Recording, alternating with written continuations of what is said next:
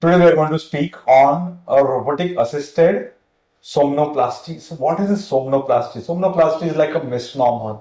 Somnoplasty is plastic surgery for the organs of somnolence. Somnolence means sleep.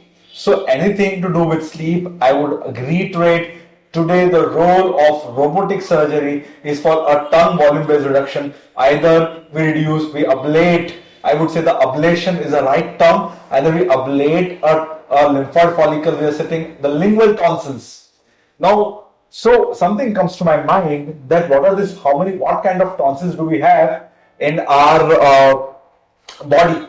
I would like to say the tonsils that are present in the oral cavity in the mouth are the first defense mechanism, and it forms what is called as a superficial and the deep layers of Waldeyer. Waldeur's ring of lymphoid tissue is what consists of a lingual tonsil, the palatine tonsil, the adenoid tonsil, that is nasopharyngeal tonsil, and the tubal tonsil. This all form the first line of defense. So if you have any infection that you contract, these are the ones which are going to fight. These are our first defense mechanism of the body, which are going to fight against the virus, against the bacteria. Now, this as you grow from pediatric age group to the adult, as your age progresses from a child to an adult, this reliance on this particular kind of Walder ring goes down. But for some people, because of sleep apnea,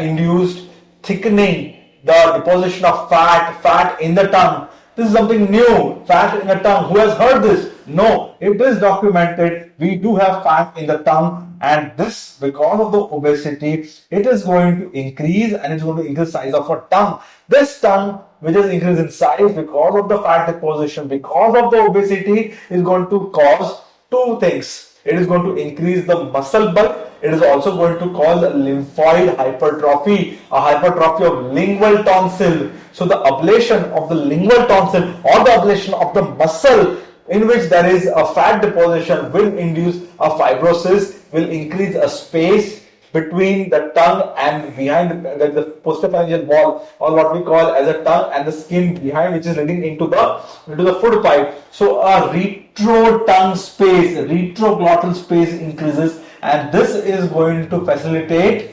the airflow, which is now going to go properly. So the aerodynamics of the oxygen is maintained. It goes into the lung, reduces a negative intrathoracic pressure. This is going to lead to less obstruction. This is going to be achieved by a robotic surgery on the tongue. We can try and also use a robot for doing a parallel procedures, but predominantly today the indications are for a tongue volume based reduction. It is very much relevant to our population. It caters to our population more so as compared to Chinese, as compared to other East Asian population, or even other Singaporeans, or for that matter Malaysians. It is more for us, relevant for more us, that we are going to not only address the bone, the nose, the palate, but also the tongue.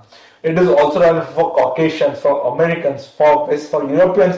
So from those who are coming from Western world, is this going to be very much relevant? So yes, there is a very much an indication for robotic surgery, a transoral robotic surgery. We can also use, apart from TORS, other modalities, but TORS is favored today because it causes minimal bleeding and it is going to cause lesser morbidity and give a good results. Hi, I'm Dr. Snehal Shah. I'm a head and neck cancer surgeon, but I am also a robotic surgeon, and I'm here also as a sleep specialist for you. I take care of your sleep. Thank you so much.